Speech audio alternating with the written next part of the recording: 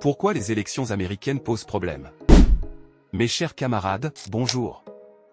L'élection présidentielle américaine approche à grands pas, et je me suis dit qu'il serait pertinent d'en explorer les enjeux. Alors, mettons un peu de lumière sur ce système électoral qui, avouons-le, diffère grandement de celui que nous connaissons en France. Une élection bien différente. En France, depuis 1965, le président est élu par un suffrage universel direct. En clair, le candidat qui obtient plus de 50% des voix exprimées remporte la victoire. Mais aux États-Unis, la situation est bien plus complexe et, je dirais, parfois troublante. Chaque État vote séparément pour des grands électeurs, et la manière dont ce vote se traduit en résultat peut prêter à confusion. Prenons par exemple l'élection de 2008, Barack Obama a remporté 61% des suffrages en Californie, lui permettant d'obtenir tous les 55 grands électeurs de cet État. En revanche, son adversaire, John McCain, est reparti les mains vides. Seuls deux États, le Maine et le Nebraska, partagent leurs grands électeurs proportionnellement. L'équation des grands électeurs. Le nombre de grands électeurs pour chaque État est déterminé par la somme de ses représentants à la Chambre et de ses deux sénateurs. Cela signifie que la représentation n'est pas proportionnelle à la population.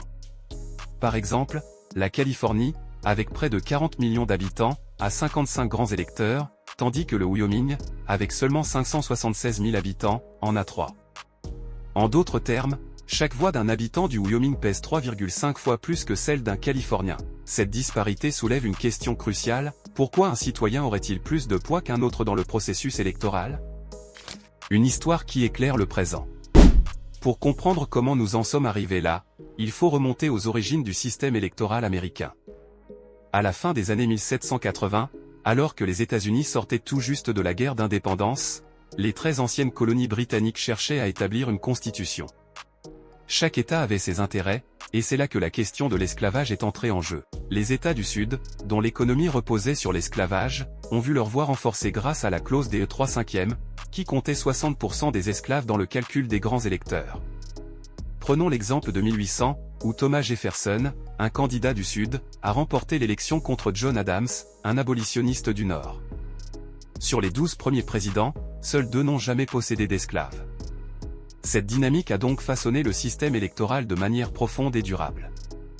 Des problèmes persistants. Bien que l'esclavage ait été aboli après la guerre de sécession, le collège électoral est resté intact. Pendant le XXe siècle, le système a fonctionné de manière relativement cohérente, avec le candidat qui reçoit le plus de voix populaires emportant souvent la majorité des grands électeurs. Cependant, depuis 1992, les choses ont changé. Les candidats républicains ont remporté 3 fois la présidence sans obtenir le vote populaire, ce qui pose la question de l'égalité et de la représentation. Prenons l'exemple de Joe Biden, qui a gagné l'élection de 2020 avec 7 millions de voix d'écart, mais a dû se battre pour des États pivots tels que la Géorgie et la Pennsylvanie, qui ont déterminé son succès. En parallèle, 4 millions de citoyens américains vivant dans des territoires comme Porto Rico ou Guam ne peuvent pas voter. Bien qu'ils soient sous la juridiction des États-Unis, ces territoires n'ont pas de représentation au Congrès, ce qui est un paradoxe flagrant de la démocratie américaine. Appel à la réforme. Face à ces nombreuses inégalités, de nombreuses voix s'élèvent en faveur de réformes. Depuis longtemps, des projets de loi ont été proposés pour passer au suffrage universel direct, permettant ainsi à chaque citoyen de voir sa voix compter de manière égale. En 2006, un accord inter-États sur le vote national populaire a été proposé, mais il reste encore beaucoup à faire. Alors que nous nous dirigeons vers l'élection de 2024, une question demeure: sera-t-elle décidée par une majorité ou par une minorité? Voilà, chers amis, un aperçu des problématiques liées aux élections américaines. Si vous avez des questions ou des commentaires, n'hésitez pas à les partager ci-dessous. Merci à tous pour votre attention, et comme d'habitude, pensez à liker, partager et commenter. À très bientôt pour de nouvelles explorations.